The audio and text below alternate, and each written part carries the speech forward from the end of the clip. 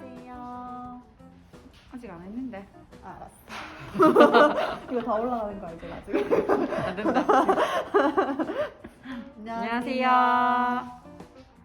어? 아, 끝이야?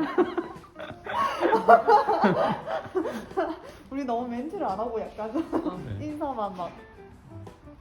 안녕하세요. 아, 좀 어떻게 잘 맞춰보자. 하나, 둘, 셋. 안녕하세요. 예수님 교회 응원차 방문했습니다. 예수인교회 화이팅. 화이팅! 목사님 화이팅! 화이팅 화이팅! 화이팅 화이팅!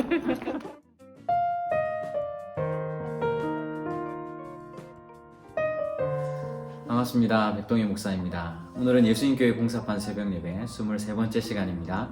갈라디아서 2장 17절 18절 2절 말씀 읽어보겠습니다. 만일 우리가 그리스도 안에서 의롭게 되려 하다가 죄인으로 드러나면 그리스도께서 죄를 짓게 하는 자냐? 결코 그럴 수 없느니라. 만일 내가 헐었던 것을 다시 세우면 내가 나를 범법한 자로 만드는 것이라. 아멘. 이 두 구절은 한 번의 이야기가 참 어렵지만 그 배경을 좀 이해를 하면 될 것 같습니다. 오늘 본문은 율법주의자들의 그 비판에 대한 바울의 대답이라고 생각해보면 조금 이해하기가 쉬울 것입니다. 율법으로 구원에 이를 수 있다라고 말하던 사람들은 바울을 향해서 이렇게 비판을 하는 것이죠. 율법을 지키지 않고 단지 예수를 믿는 믿음으로 의롭게 된다고 하는 당신의 그 교리는 굉장히 위험한 것입니다. 그것은 인간의 도덕적 책임감에 대해서 무감각하게 만드는 것뿐만 아니라 오히려 율법을 지키지 않아도 된다는 그러한 암묵적인 동의이고 율법을 범하도록 조장하는 그러한 심각한 범죄란 말입니다. 이렇게 비판을 하는 것이죠. 오늘날도 이렇게 주장하는 사람들이 있을 수 있습니다. 바꿔서 말하면 이렇게 이야기를 할 수 있겠죠. 만일 하나님이 나쁜 사람들도 의롭다고 하신다면 착한 일을 하는 게 무슨 소용이 있겠습니까? 그냥 우리 마음대로 행동하고 또 원하는 대로 살면 그만 아닌가요? 어차피 예수 믿으면 다 의롭게 될 텐데 말입니다. 그러니 믿음으로 의롭다 칭함받는다는 당신의 주장은 오히려 율법을 범하는 죄인을 만들어내는 것 아닙니까? 이렇게 비판을 하는 것이죠. 이런 주장이 마치 합리적인 것처럼 보이지 않습니까? 아무리 나쁜 일을 해도 예수 믿는다고 하면 주님께서 의롭다 칭해 주실 것이고 구원받으면 그만이니까 말입니다. 예수님을 믿는 것만으로 의롭게 되는 것이 죄 가운데 계속 거하도록 조장한다는 이 율법주의자들의 주장이 굉장히 합리적인 것처럼 보이지만 사실은 여기엔 큰 오류가 있습니다. 그것은 의롭다함 받는 것은 단순히 사람의 지위만 바뀌는 것으로 끝난다고 생각하기 때문에 생기는 오해이죠. 칭의라는 것은 17절 전반부에 있는 것처럼 그리스도 안에서 의롭게 되는 것입니다. 다시 말하면 우리가 믿음으로 그리스도와 연합했을 때 일어난다는 것이죠. 그렇다면 그리스도와 연합한 사람이 이전의 삶과 같을 수는 없다는 것이죠. 결코 그럴 수 없다는 것이죠. 그리스도 안에서 새로운 피조물이 되는 것입니다.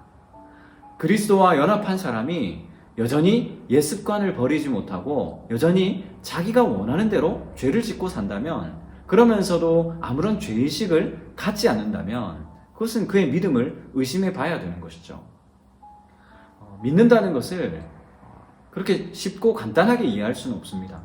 물에 빠져 죽음 직전에 이른 사람에게 던진 그 밧줄 하나를 잡아야 하는 아주 중대한 문제라는 것이죠.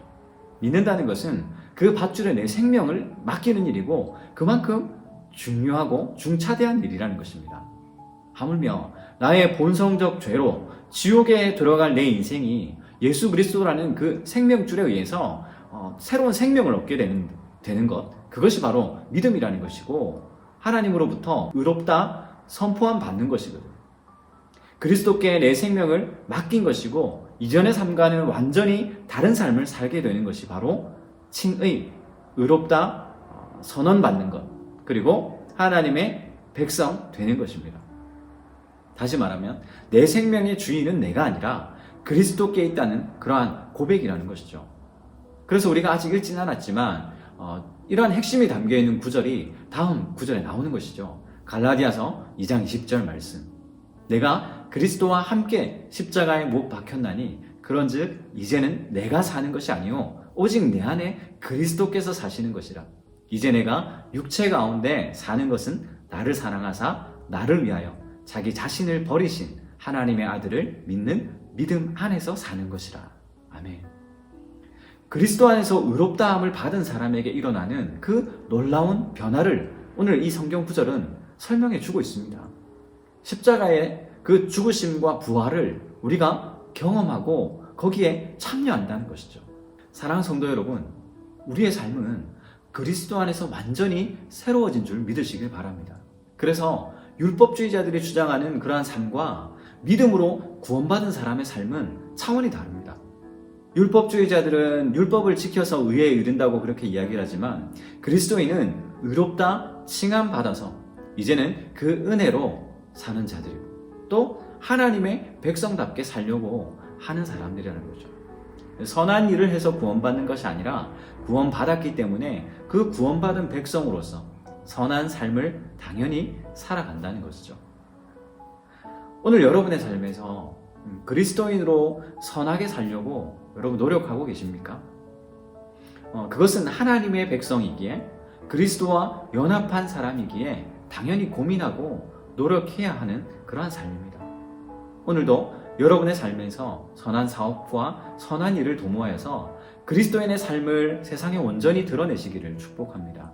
그래서 의롭다 칭함받은, 의롭다 선언함을 받은 그러한 사람의 삶이 결코 죄인의 삶이 아니라 오직 하나님의 은혜로 감사하고 또 선한 일을 도모하며 살아가는 그러한 그리스도인의 삶이 되는 것을 세상 사람들에게 보여주어야 하는 것이죠. 그러한 삶을 통해서 주변의 많은 사람들에게 귀감이 되는 삶을 살아야 하는 것입니다. 여러분들의 삶이 그러한 삶이 되시기를 주님의 이름으로 축복합니다. 기도하겠습니다.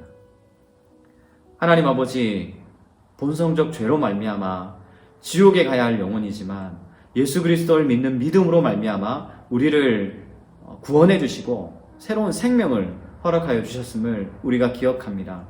주님, 우리가 이제는 이전의 삶이 아니라 옛사람의 습관을 버리고 새로운 삶을 살아갈 수 있도록 새로운 피조물로서의 삶을 살아갈 수 있도록 주님 붙잡아 주시고, 그래서 세상 사람들로부터 예수 믿는 사람들은 삶이 다르다라고 그렇게 보여지고 그들에게 귀감이 되는 삶을 살아갈 수 있는 저희들 될 수 있도록 인도하여 주시옵소서. 주님께서 우리의 삶에 함께하여 주실 줄 믿사옵고 이 모든 말씀 예수님의 이름으로 기도드리옵나이다. 아멘.